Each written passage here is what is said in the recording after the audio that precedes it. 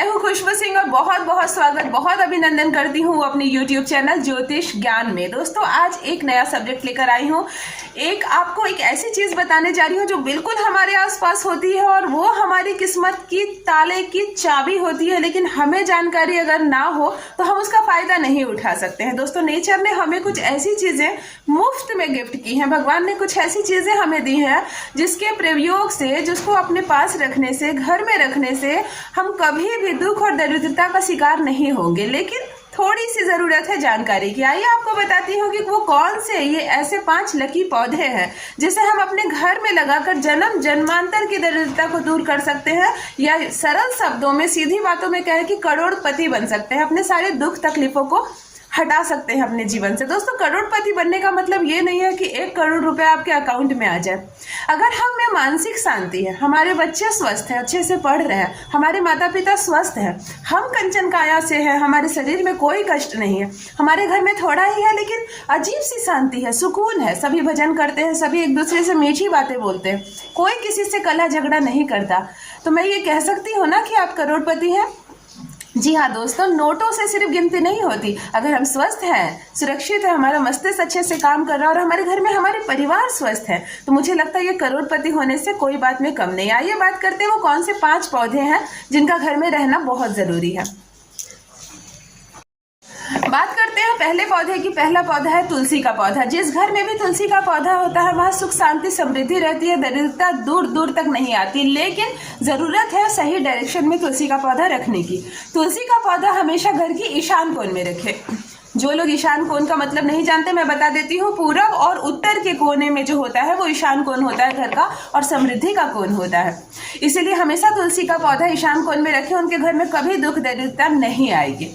आइए बात करते हैं दूसरे पौधे की। दूसरा पौधा है केले का पौधा। केले का पौधा हर घर में, एक हिंदू धर्मशास्त्र में ये कहा जाता है कि केले के पौधे के जड़ में ब्रह्मा भगवान, विष्णु भगवान और बृहस्पति देव जो देवताओं के गुरु माने जाते हैं, उनका निवास होता है। इसीलिए बृहस्पति देव हमारे घर में सदा निवास करे, हमारा सही मार्गदर्शन करे।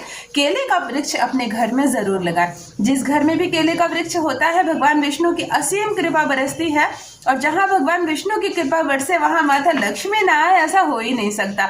तो एक तुलसी के पौधे के साथ घर के ईशान कोण में ही एक केले का वृक्ष जरूर रखें। घर में उन्नति ही उन्नति होगी और दुर्भाग्य आपके घर में कभी प्रवेश नहीं कर पाएगा। बात करते हैं तीसरे पौधे की। तीसरा पौधा है समी का वृक्ष।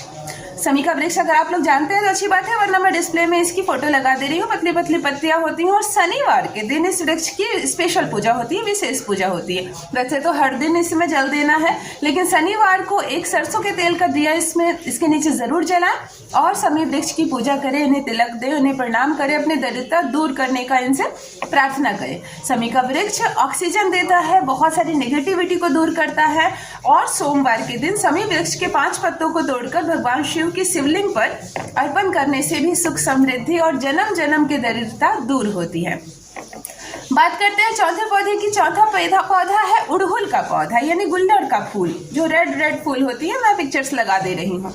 उड़हुल के फूल में एक चमत्कार है जो बहुत कम लोगों को मालूम है। घर में जितनी भी नकारात्मक ऊर्जाएं होती है, संसार का कोई ऐसा घर नहीं है जहाँ कुछ नेगेटिविटी ना आ जाए, नकारात्मक ऊर्जा ना होती हो। आज नहीं है, आपके पैर में चप्पल में चिपक कर नकारात्मक ऊर्जाएं हमारे घर में आ ही जाती है। लेकिन उड़हुल का पौधा जो सांस छोड़ता है, ऑक्सीजन जो हमें वो देता है, वो सकारात्मक ऑक्सीजन होती है, पॉजिटिव होती है।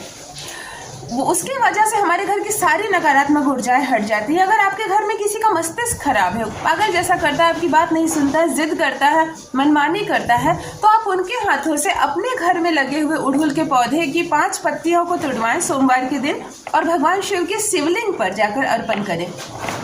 फूल आप माता पार्वती को चढ़ा दें, लेकिन 5 पत्तियां शिवलिंग पर चढ़ाएं। उड़हुल के पौधे में एक अजीब सी जादू होती है, एक ऐसा चमत्कार होता है जिसका गुण बहुत कम लोग जानते हैं। तो उड़हुल का पौधा एक घर में होना भी चाहिए।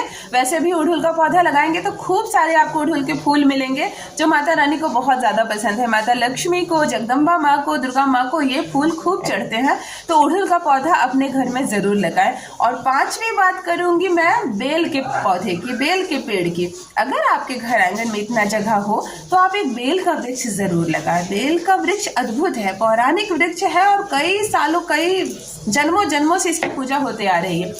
दो फायदे मिलेंगे आपको। बेलपत्र तो मिलेगा ही भगवान शिवलिंग पर चढ़ाने के लिए, लेकिन बात सिर्फ बेलपत्र की नहीं है और बेल की नहीं है। बेल का वृक्ष वास्तु शास्त्र के अनुसार बहुत शुभ वृक्ष है। अगर घर में आप बेल का वृक्ष लगा देते हैं तो कहते हैं जितनी भी चंडाल, पिचासिनी, राक्षसी जो भ्रमण करते रहती है, यक्षिनियाँ जो भ्रमण करते रहती हैं और जो बुरा असर डालती है हम पर, गलती से हम उससे टकरा जाते हैं या हमसे कोई गलती हो जाती है, तो जिस घर के आंगन में बेल का वृक्ष रहेगा वो वहां कदम नहीं रखेंगी, और अगर रखेंगे भी तो बेल का वृक्ष उसे अपने ऊपर वहन कर लेता है, हमारे घर पर, हमारे परिवार पर उसकी छाया नहीं पड़ने देती। यानी सीधा सरल शब्दों में कहा जाए तो नकारात्मक ऊर्जाओं को बेल का वृक्ष खुद अवशोषित कर लेता है, हम तक नहीं पहुंचने देता। तो सोचिए कितना अद्भुत है, कितने चमत्कारिक है ये छोटे छोटे से पौधे जो हमारे जीवन की दुख दरिद्रताओं को दूर कर देता है। तो बहुत छोटे से कदम बढ़ाने से हमारे घर में सुख शांति समृद्धि आ सकती है, तो हम ऐसा क्यों ना करें। दोस्तों बिल्कुल ये 4-5 जो पौधे मैंने आपको बताए हैं, 5 लकी पौधे बताए, ये बिल्कुल घर में लगाइए, कोई खर्च नहीं है और देने पर आ जाए तो इनकी अनुकंपा से हमें इतना मिलता है कि सच में हम माला माल हो जाते हैं। तो बस दोस्तों आज के लिए इतना ही।